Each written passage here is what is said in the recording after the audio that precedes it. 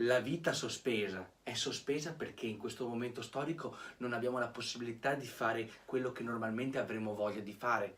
Quindi siamo in un momento, in una circostanza nella quale ci può dare la possibilità invece di fermarsi, pensare, vedere dove stiamo andando, ma anche come stiamo andando.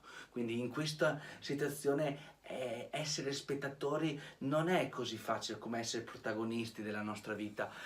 Io penso che ci sia sicuramente una maniera per poter far sì che noi stessi possiamo migliorare e vedere qualcosa di migliore in quello che possiamo diventare.